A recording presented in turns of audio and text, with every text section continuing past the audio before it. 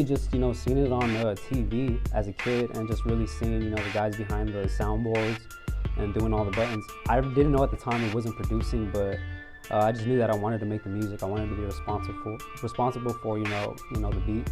And that was just something, just being able to have that creativity at the hands and, being able to provide everybody with, some good music. That's just was all the more power to me right there. My favorite sound in hip hop era has to be G-Funk. It has to be.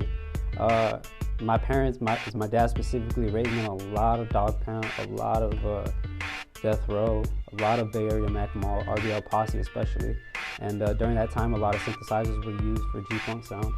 So, the bass lines, the swing, all that is just, it doesn't get better than, the good old-fashioned DJ beats and stuff like that. Creating process, just, first of all, I gotta turn on my air humidifier, throw some good scents in there, get, all negative energy out, as well, clean up my area. You always wanna have a clean area, you can never get a workflow going, and making sure the trash can is always empty. You never wanna have leftover trash from the day before, from past creations that's gonna bring up past maybe you got negative memories from the day before from the last beat, you just want to start fresh today. Inspiration wise, I gotta go with off top. Metro was really big when I was in high school, and he's literally an action figure for producers. He's a superhero for producers. Everyone knows him. Who isn't really into the producer community, but others like Cardo Got Wings is a heavy influence on my sound. At least what I'm trying to aim for. You got a couple guys in the Bay Area like Foley Beats. You got a couple, cats from back in the day that I really do look to, mold my sound after, which is like Daz Dillinger, DJ Quick, and I had named it before. Dre, Battle Cat, all those guys.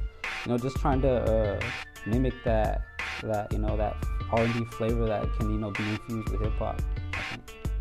Lessons that I've learned from here to now is do not throw away that beat from a year ago. Don't throw away that beat, because that beat to someone else is gonna open some doors for you, or it's gonna provide you with all the more power to you. You just don't know what other people might like. Don't quit. Don't whatever you're doing. A lot of people get discouraged about whatever they're doing. Just keep pushing. You're gonna break. If you keep picking through the ice, you're gonna break that mold soon enough. Definitely.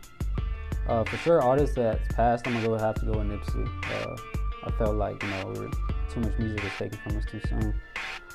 And then alive right now, I think we were deprived of a Dave East and Nipsey tape, so I'd probably want to make throw a beat to Dave East's way, have Nipsey jump on that, with the last verse. My beat style, it can be a little bit all over the place, but primarily West Coast funk, West Coast smooth, R&B smooth, as well as dipping into a little bit of, Griselda type, influences, Wu-Tang influence as well. I can, do a little bit of both. Not really, trying to stay with one sound, but definitely I do have my own sound, which is, the West Coast sound, and, trying to be an innovator of my own in that, right? So growing up, I grew up in a small town. We're 30 minutes out of Salinas. A lot of people that know of us know primarily of Salinas. Unfortunately, Salinas, we got kind of a bad rap to it, but it's not all that bad. We had nothing but hardworking, good people that come out of it. It's a really cool town to raise a family, community, stuff like that.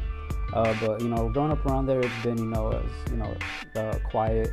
But for the most part, when it comes to music, from the start, from digging into my father's cassette tapes to CDs, to being gifted his record player at 10 years old, him giving me his vinyl version of the Doggy Style album. I think all that has led to my influences today. As well as my mom. My mom had a lot of influence. I come from a strong music family background. Going all the way back to my grandparents. My grandfather, who was really big, into like Motown era, as well as classic rock at the time. Just a little bit of that, just trying to stay intuitive on before hip hop as well has I think allowed me to open up, allowed me to create more as well as in terms of sampling and stuff like that.